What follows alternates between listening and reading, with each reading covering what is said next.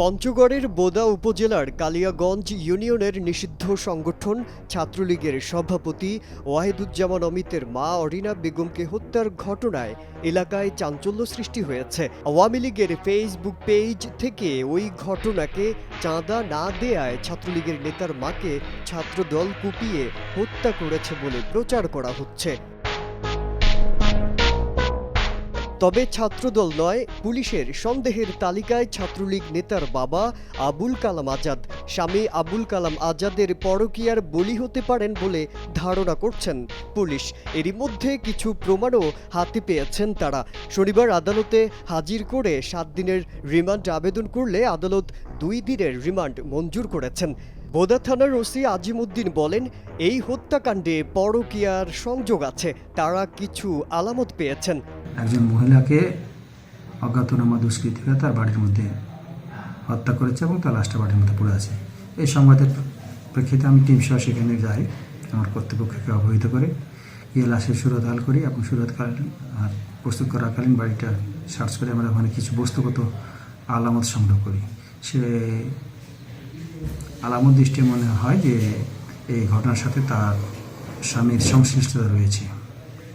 এটা পরিপ্রেক্ষিতে ভিকটিমের ভাই বাদী হয়ে মামলা করে, সেই মামলায় আমরা তাকে গ্রেপ্তার করি এবং প্রাথমিক জিজ্ঞাসাবাদ করে তাকে 7 দিনের পুলিশ রিমান্ডে আবেদন সহ বিজ্ঞ আদালতে প্রেরণ করি। বিজ্ঞ আদালত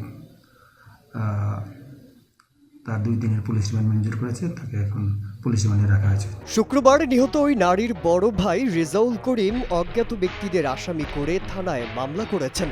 জিজ্ঞাসাবাদের জন্য নিয়ে যাওয়া হয় স্থানীয় ছাত্রলীগ নেতার বাবা আবুল কালাম আজাদকে। পরে হত্যাকাণ্ডে তার সম্পৃক্ততার আলামত পাওয়ার পর তাকে গ্রেপ্তার দেখিয়ে আদালতে রিমান্ড আবেদন করা হয়। আদালত 2 দিনের রিমান্ড মঞ্জুর করেন। এদিকে এলাকায় এমন চাঞ্চল্যকর হত্যাকাণ্ডের পর স্বজনসহ প্রতিবেশীরা বেশ আতঙ্কে রয়েছেন। তারা প্রকৃত আসামিকে শনাক্ত করে দৃষ্টান্তমূলক শাস্তি দাবি জানান। ওনাকে কুপিয়ে হত্যা করা হয়েছে, বিভিন্ন জায়গায় মাথাতে ঘাড়ে জখম করা হয়েছে।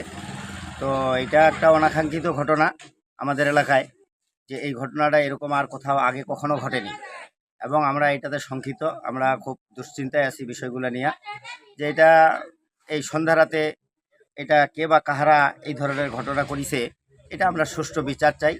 এবং বারবার কয়েকবারে প্রশাসনের লোক এখানে আসছে, এরা তদন্ত করে গেছে। কে বা কাহারা করেছে এটা সুষ্ঠু বিচার না হলে এলাকার লোক এটা একটা আতঙ্কে থাকবে। মামলার বাদী রেজাউল করিমের ছেলে গোলাম রসুল জানান, তিনি তার ফুফাতো ভাইদের সাথে কথা বলেছেন। এই ঘটনার সাথে ছাত্র দলের চাঁদাবাজির কোনো সম্পৃক্ততা নেই, তবে কে বা কারা খুন করেছে সেই বিষয়ে তিনি অবগত নন। আমরা তো এখানে মামলা করছি যে কে বা কাহারা খুন করেছে, কে বা কাহারা এর সাথে সম্পৃক্ত, ওর বিচার চাই। আমরা তো কাউকে সন্দেহ করে বা কারোর নামে মামলা করিনি। পুলিশ বলতেছে যে ওই ওর ভাইয়ের যে মামলা করা হয়েছে সেই মামলায় গ্রেপ্তার দেখানো হয়েছে আপনার ফুপাকে। তাহলে এটা আপনি পুলিশের কাছে জানতে চান আসল তথ্যটা। আসলে ওনারা আমরা মামলা করছি যে কে বা কাহারা এই খুনের সাথে সম্পৃক্ত, আমরা এর সুষ্ঠু তদন্ত চাই বা এর সুষ্ঠু বিচার চাই। আমরা আসলে কাউকে উদ্দেশ্য করে বা কাউকে সন্দেহ করে আমরা মামলা করিনি। আমার ফুপি এমন লোক ছিল যে উনি সংসারে কি হইতেছে না হইতেছে ওটা উনি নিজে হ্যান্ডেল করতো। ওনার ভাইকে প্রেসার দিত না বা এগুলো কখনো উনি বলতো না। ওনার পারিবারিক সমস্যার কারণগুলো এগুলো কখনো বলতো না। আর আমরা অনেক মোটামুটি 3-4 মাস আগে ওনার বাসায় গেছিলাম। তো এই ধরনের এইগুলা আসলে আপনি ওনার এলাকাবাসীকে জিজ্ঞেস করলে হয়তো ওনারা বলতে পারবে। আওয়ামী লীগের পেছে তারা বলতেছে ছাত্র দল চাঁদা না দেয়ায় এরকমটা হয়েছে। এরকম এটা ভুল, এটা ভুল। আমি আমার ফুফুতো ভাইকে পার্সোনালি জিজ্ঞেস করছি, বসেছিলাম, ওর সাথে অনেক কথা বলছি। এটা ভুল তথ্য, এটা লিগাল না।